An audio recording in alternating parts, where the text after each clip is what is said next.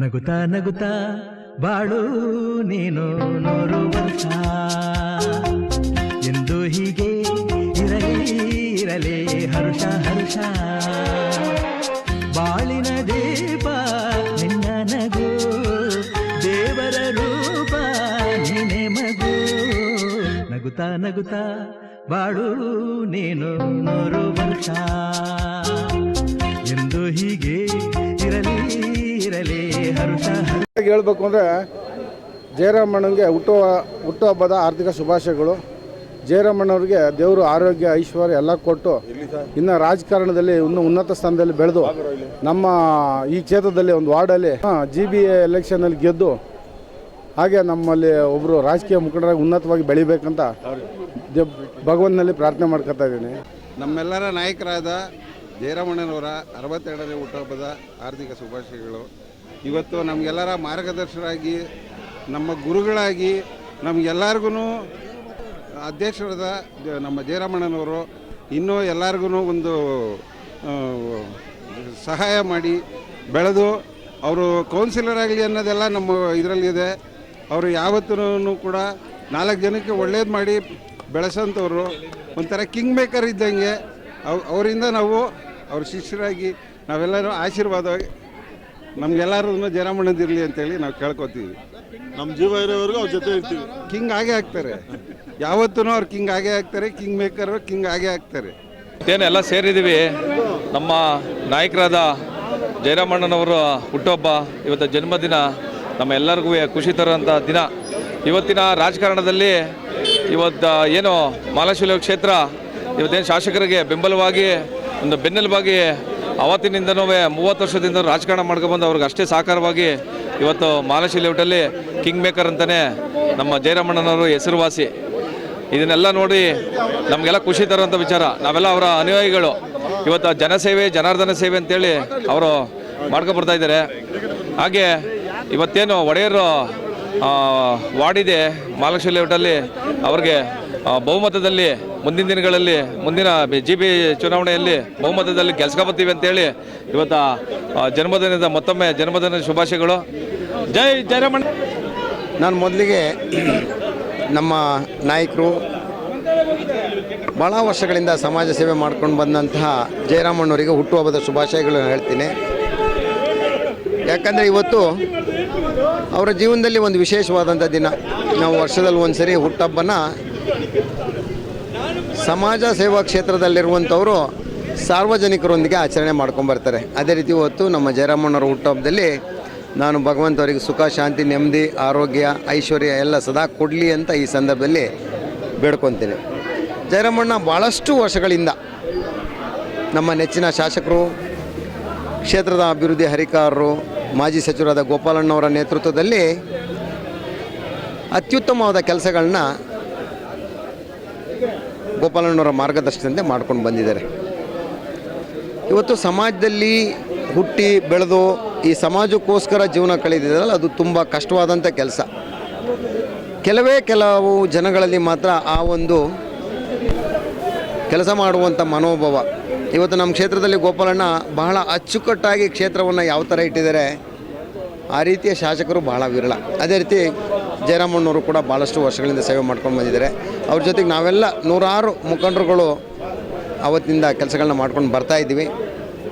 ಇಂಥ ವ್ಯಕ್ತಿಗಳು ಮತ್ತಷ್ಟು ಸಮಾಜದಲ್ಲಿ ಜಾಸ್ತಿ ಆಗಬೇಕು.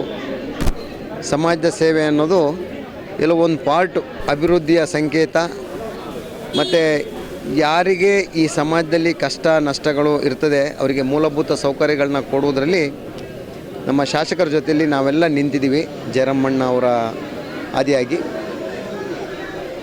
ಜಯರಾಮಣ್ಣಂಗೆ ಮತ್ತೊಮ್ಮೆ ಶುಭ ಹಾರೈಸ್ತಾ ಅವರ ಮುಂದಿನ ದಿನಗಳಲ್ಲಿ ಒಳ್ಳೆಯ ಭವಿಷ್ಯ ಸಿಗಲಿ ಅಂತ ಹೇಳ್ತಾ ಈ ಸಂದರ್ಭದಲ್ಲಿ ಹಾರೈಸ್ತೇನೆ.